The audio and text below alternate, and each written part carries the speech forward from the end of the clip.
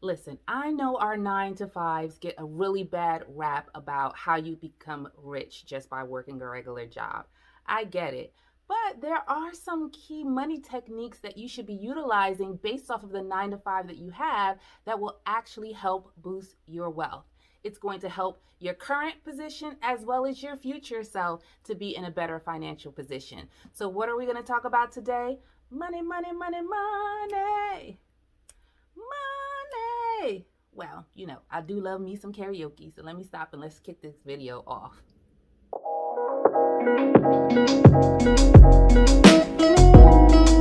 Hey team, welcome to Everyday Career Coach. I am Career Coach Mo, helping you find the best strategy for your career trajectory.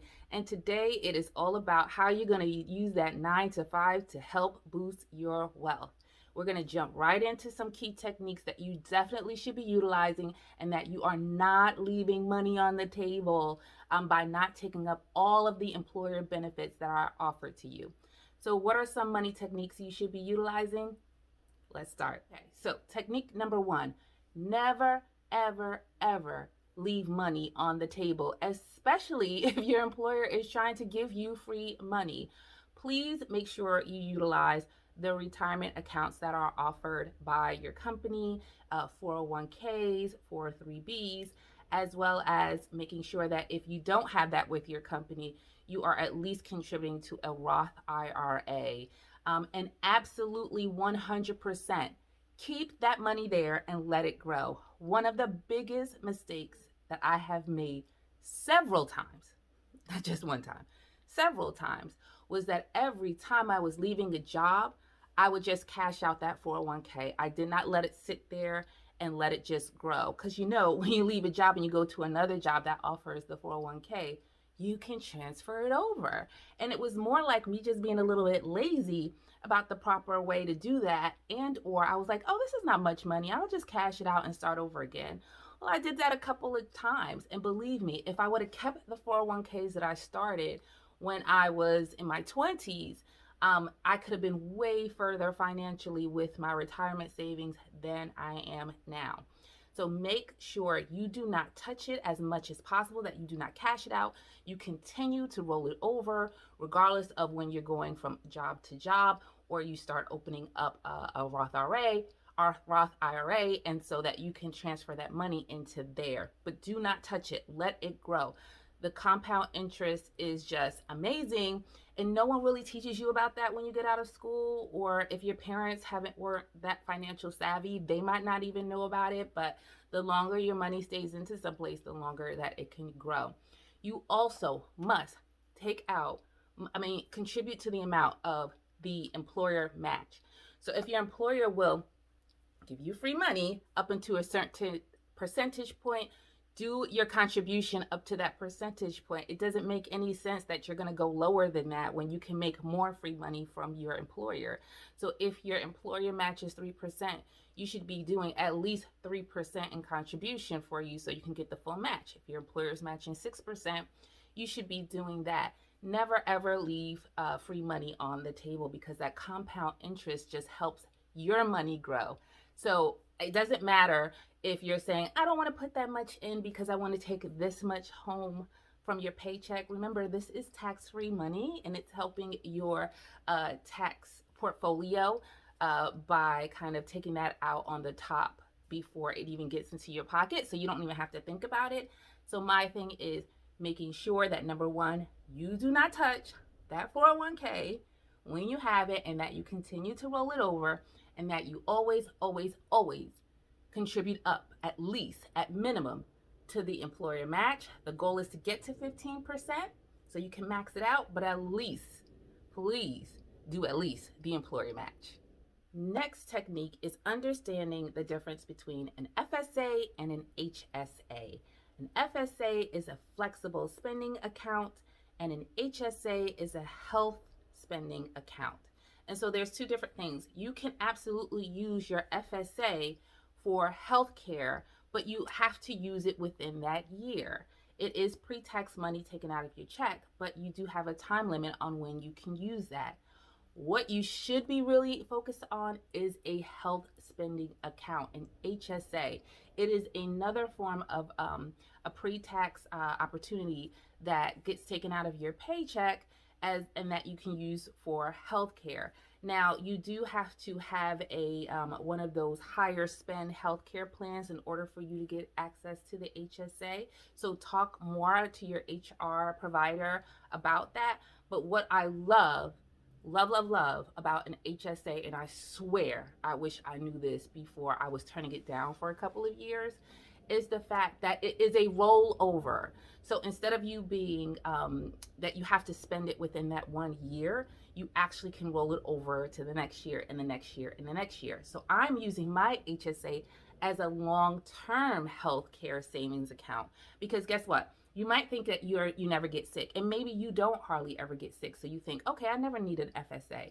But guess what? With an HSA, eventually the time will come, especially the older you get. Because believe me, as a person that's in their 40s, who knew that sometimes just turning to the left it just pulls some things. You're like, what just happened right there? I literally just turned to the left. Like you start breaking down a little bit. Your body starts breaking down a little bit. So you definitely want to have an account that you can tap that will be purely for your healthcare expenses. And it's something that grows. It is invested in the same way that a 401k is. And for me, I'm not going to be tapping into my HSA at all as much as I don't have to because I want to use it when I'm a little bit older. So unless an emergency happens right now where I really do need to kind of access that money, I'm just going to continue to pay the deductibles out of pocket and let that money build. The older you get, the more things break down. And isn't it simpler for you to have that money set aside in this account for you to use for healthcare instead of you having to dip into your emergency fund or dipping into your retirement fund for you to take care of your health expenses if you were paying for that or saving for that for many, many years on end. So definitely do not skip the HSA sign up time, which is usually around the same time that you do your healthcare benefits every year, and contribute as much as you can. I try to go to the max of what I'm eligible to contribute for that because I know I rather have that nice safety cushion for myself so that when things do start breaking down, I have money available to me. And that is going to help you boost your wealth for the simple fact that you won't have to dip into your current cash stash to pay for those healthcare expenses.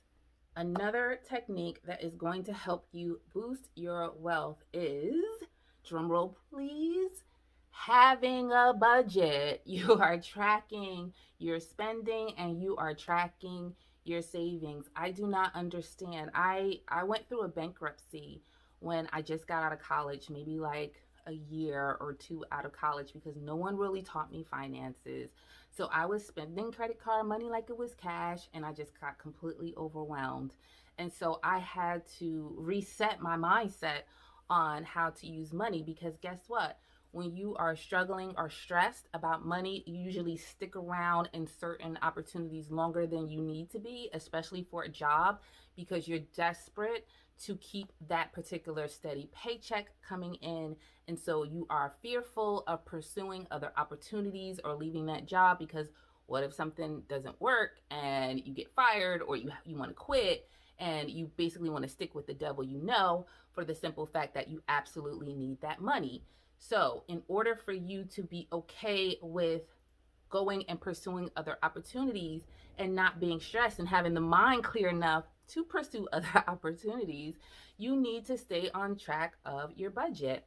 And one of the budgets that I kind of live by, first I was on the 60% solution, which is basically you take 60% of your net pay to pay all of your expenses, and then all of the needed expenses like your rent, car payments, insurances, and things like that.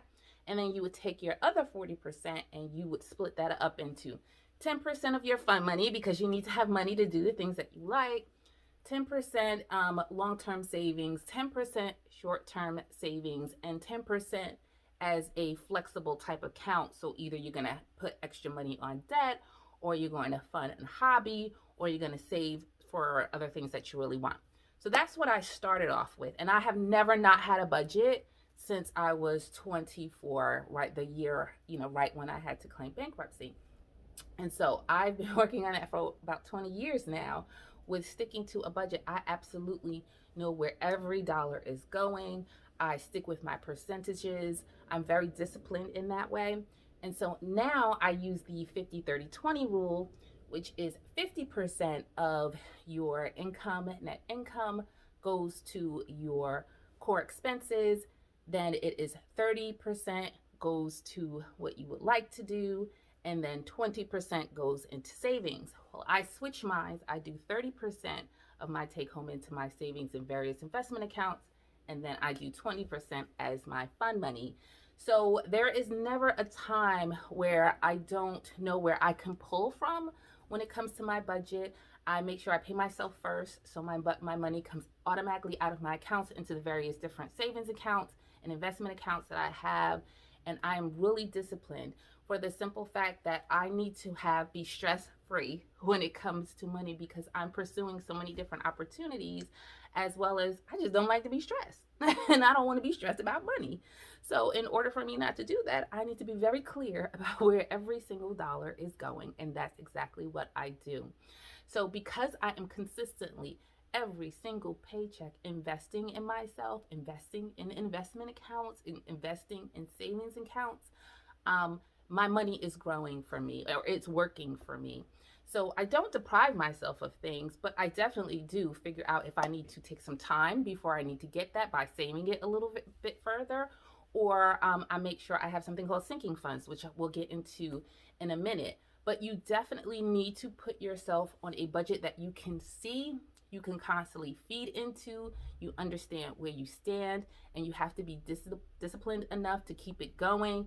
It is not about you depriving yourself, it is about you taking care of current you and future you.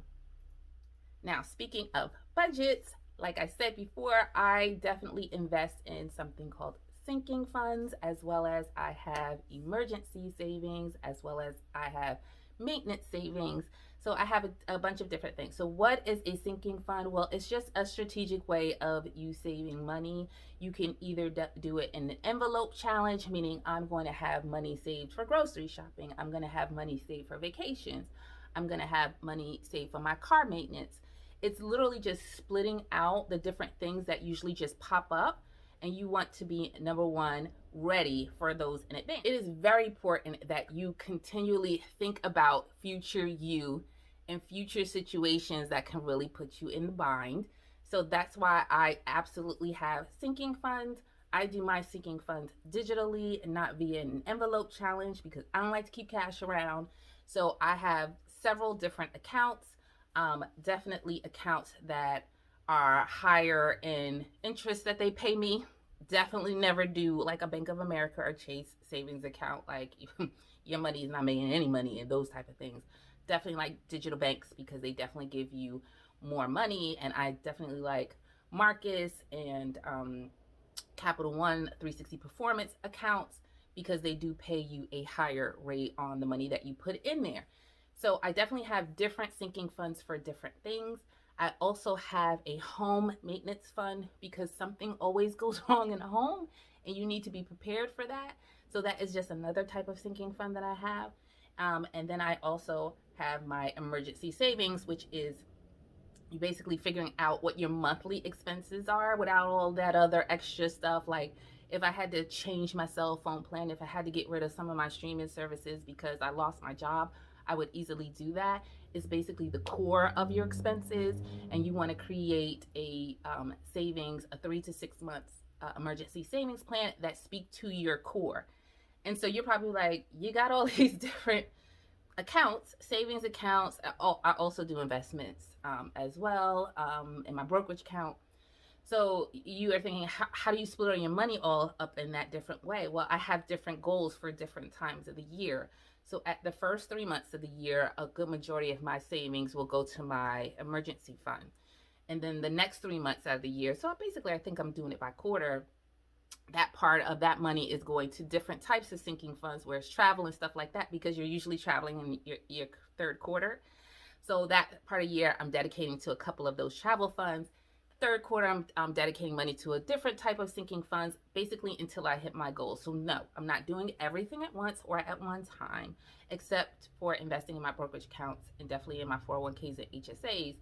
But the other sinking funds, I do split it up to the year until it's fully funded, and then I move on to something else. So the goal is to have a goal of what you want to put in your travel fund. Like, I love to travel, so I'm going to have more than just $1,000 in there because I travel more than $1,000 when I do my traveling.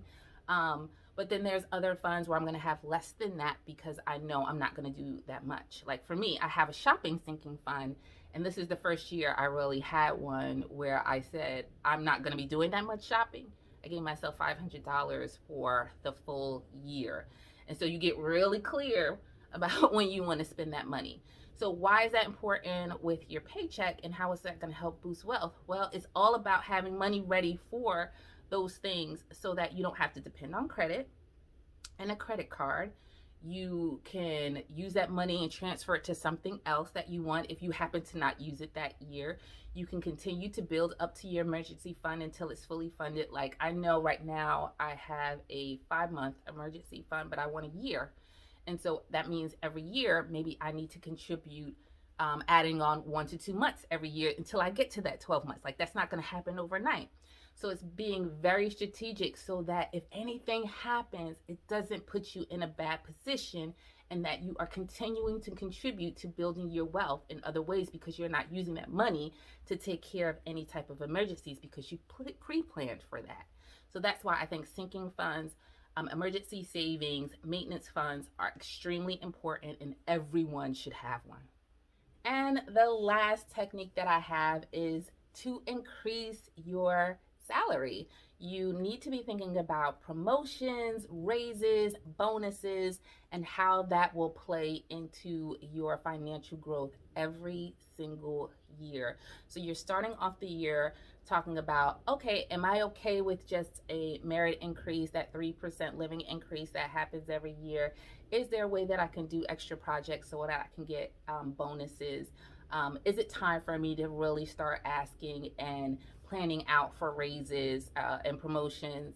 And so really kind of understanding that you should be growing in financial opportunity, not going backwards. And so that's what a lot of my videos are about, is being very strategic about your career, because you have to be strategic about your growth. And so really thinking about timelines, and when is the best time for you to ask for a raise, and when is the best time for you to understand that there's other opportunities within your company or outside where you can get a promotion, and that you're not scared to leave your company because you're worried about the unknown of going to another company, but you're super stressed about finances and you hate being at that company, but you don't want to leave because you need the money there. All of that plays into your wealth building. So it's very important that you stay very clear, very strategic about how you want to move on and grow within your career, and you make sure you stick to a plan financially so it does not set you back, but it sets you forward. So those were my techniques on how you can use your current 9 to 5 to help boost your wealth. Of course, there are other techniques that you can do. There's side hustles. There's bonuses for employer or employee referrals at your company. It's all about living beyond your, living under your means. So there's other ways, and I think I'll come back with another video on some more ways. But those are some of the basics, and those are some of the important ones. Remember, you are in charge of you. I'm in charge of current Mo, and I'm in charge of future Mo. And I want to make sure I set up future Mo in the best way possible, and that current Mo isn't sabotaging future Mo, because that's usually what happens when you are not forward thinking about how you can create financial stability with the money that you have. So thank you again for watching this long video, but I hope it was really worth it because there's a lot of good tips here. I really appreciate if you would give me that like or subscribe to that channel. And I hope I earned your like today. And if I didn't, you'll come back and give me another chance. We got some more wealth tips for you soon that will be coming down the pike in videos, doing 100 videos for the year of 2021. So I appreciate you being on this journey with me.